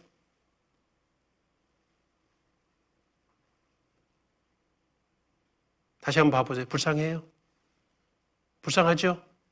예, 정말이에요. 우리 형제 자매들 간증을 생활을 더 깊이 듣다 보면 눈물 나요. 눈물 나. 야, 저렇게도 어떻게 버티지? 정말 대견스럽다. 정말 자랑스럽다. 그런 생각이 들 정도로요. 눈물 나는 인생을 사는 형제 자매들 우리 주위에 너무나 많습니다. 속사정을 몰라서 그렇지요. 다 눈물 나는 삶을 살고 있어요. 우리는 불쌍히 여겨줘야 됩니다. 긍휼히 여기는 그 마음은 먼저 내가 얼마나 불쌍한 존재인지를 알면요, 남도 좀 이해할 수 있어요. 그래서 내가 조금 주님의 긍휼하심을 받았다면 우리가 더 적극적으로 위로하고 더 격려하고 그걸 알면 더 뜨겁게 사랑해 줄 수 있게 되는 겁니다. 우리는 먼저 주님의 긍휼하심을 풍성히 깨달아 가야 됩니다. 그래서 그 힘으로 우리도 긍휼히 여기는 자가 되고 또 그 힘으로 이뤄진 영혼까지 불쌍히 여겨서 건지는 자가 되도록 우리가 더 성숙해 갔으면 참 좋겠습니다. 우리 같이 기도하시겠습니다. 하나님 감사합니다. 긍휼에 풍성하신 하나님의 자비와 은혜를 또 생각해 볼 수 있도록 인도해 주심에 감사드립니다. 주님의 그 놀라운 사랑을 더 깊이 깨달아 알아갈 수 있도록 도와주시고 또 우리도 적극적으로 형제 자매들에게 주님의 자비와 긍휼을 베풀 수 있도록 우리의 마음을 더욱더 넓혀 주시옵소서. 서로가 서로를 불쌍히 여김으로 주님의 긍휼하심을 나타낼 수 있도록 우리를 더욱더 잘하게 해 주시옵소서. 모든 것 주님께 부탁드립니다. 그리고 또 우리도 긍휼히 여기는 마음을 가지고 불쌍히 여기는 마음을 가지고 또 이뤄진 영혼들에게 주님께 매달리는 마음으로 복음을 전하고 또 그들에게 천국 잔치에 참여할 수 있도록 인도해 주시옵소서. 모든 것 주님께 감사드리며 예수님의 이름으로 기도드립니다. 아멘. 우리 은혜 찬송 219장 같이 부르시겠습니다. 은혜 찬송 219장입니다.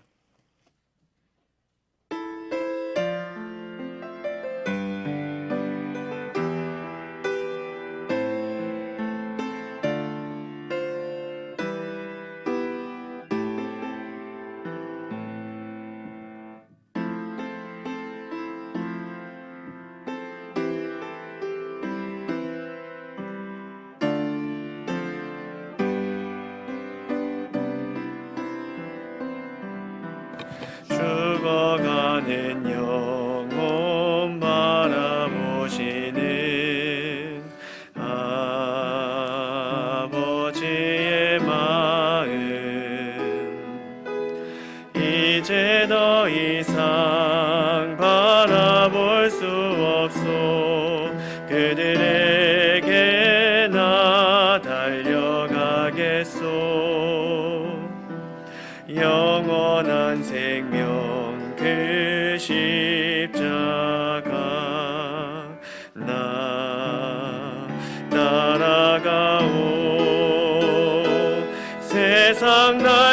버려도 지쳐 쓰러져도 나 놓을 수 없는 십자가 생명을 구할 수만 있다면 그들 주를 볼 수 있다면 나의 생명이라도 두고 가겠소. 주님 가신 그 길처럼 단 한 번만이라도 아버지 위에 아낌없이 드릴 테요. 흘러내리는 눈물의 의미를 이제 난 알 수 있겠소. 죽어가는 영혼 바라보시는 아버지의 마음 이제 더 이상 바라볼 수 없소. 그들에게 나 달려가겠소.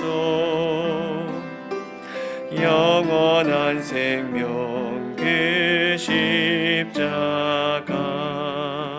나 따라가오. 세상 날 버려도 지쳐 쓰러져도 나 놓을 수 없는 십자가 생명을 구할 수만 있다면 그들 주를 볼 수 있다면 나의 가슴 속에서 흐르는 눈물 내 아버지 사랑이죠. 이제 울지 말아요. 세상